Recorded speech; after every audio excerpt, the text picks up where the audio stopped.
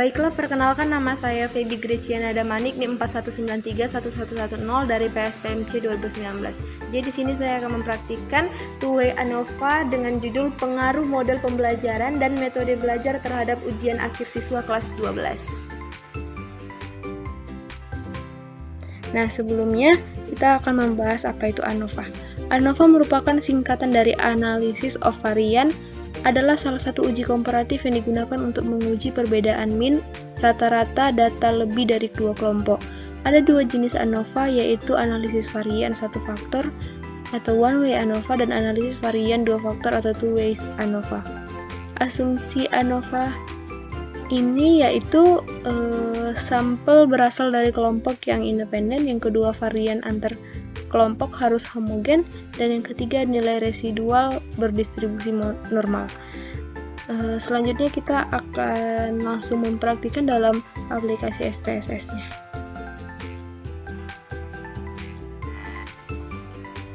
Langkah pertama, kita ke variable view, lalu menginput nilai UAS, modal pembelajaran,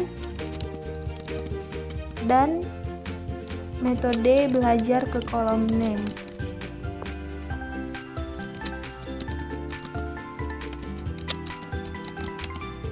Selanjutnya kita ubah desimal menjadi 0. Lalu mengubah values pada model pembelajaran, kita isi yang pertama daring dan yang kedua luring.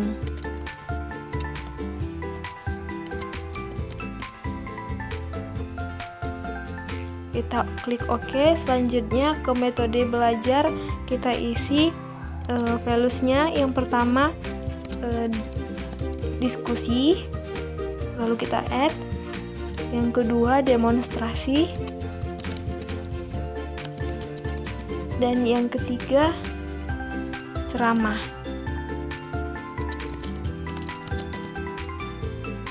Lalu klik add dan OK. Selanjutnya kita ubah origin-nya menjadi center biar kelihatan rapi. Lalu kita ubah measure-nya pada nilai UAS menjadi scale, model pembelajaran nominal, metode belajar juga nominal.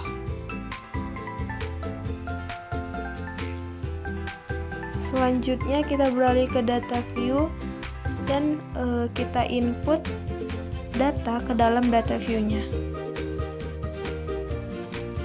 Ini sudah terdapat data nilai UAS, model pembelajaran, dan metode belajar. Kita copy, lalu kita paste ke data view. Kemudian pilih Analyze, lalu General Linear Model, lalu Univariate.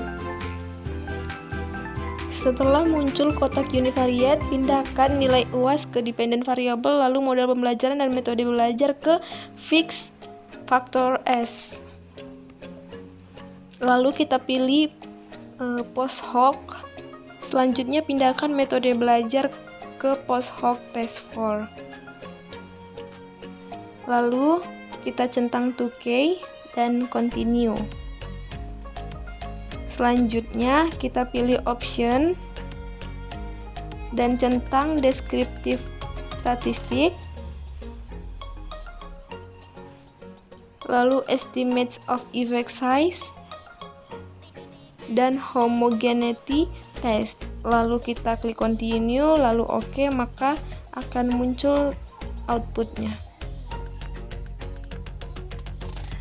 Dari between subject factors, diketahui bahwa dalam data ini terdapat 10 orang daring dan 10 orang luring dalam model pembelajaran. Lalu dalam metode belajar terdapat 8 orang diskusi, 6 demonstrasi, dan 3 ceramah. Selanjutnya, dalam deskriptif statistik, model pembelajaran daring dalam metode diskusi nilai UAS-nya memiliki rata-rata sebesar 85,33 dengan standar deviasi deviasi 9,018, dan banyak data sebanyak 3. Model pembelajaran daring dalam metode demonstrasi memiliki rata-rata 84,67 dengan standar deviasi 7,506 dengan banyak data 3. Lalu dengan ceramah, metode belajar ceramah rata-ratanya 83,75, standar deviasinya 8,995 dengan banyak data 4. Maka totalnya rata-ratanya yaitu 84,50 dengan standar deviasinya 7,619 dan jumlahnya yaitu 10. Dalam model pembelajaran luring, metode belajar diskusi memiliki rata-rata 87,40 dengan standar deviasi 7,436 dan memiliki jumlah data sebanyak 5.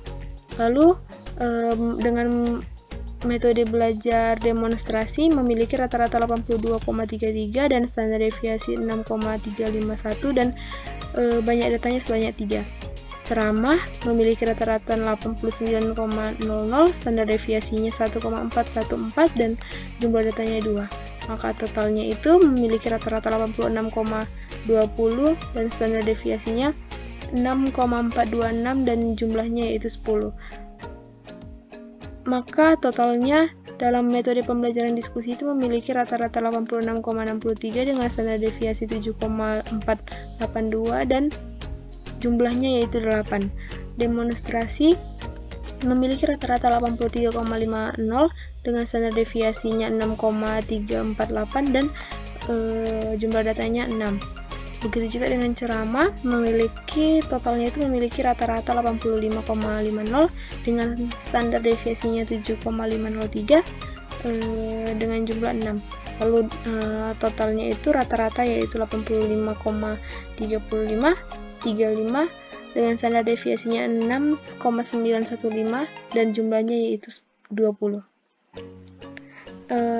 Kita akan masuk ke bagian defense test of quality of error variance. Nah, dari sini output menunjukkan nilai signifikan sebesar 0,570 yang berarti lebih besar dari 0,005 yang berarti varian antar grup ini berbeda secara signifikan. Selanjutnya, kita akan masuk ke test of between subjects effect. Nah, dalam corrected model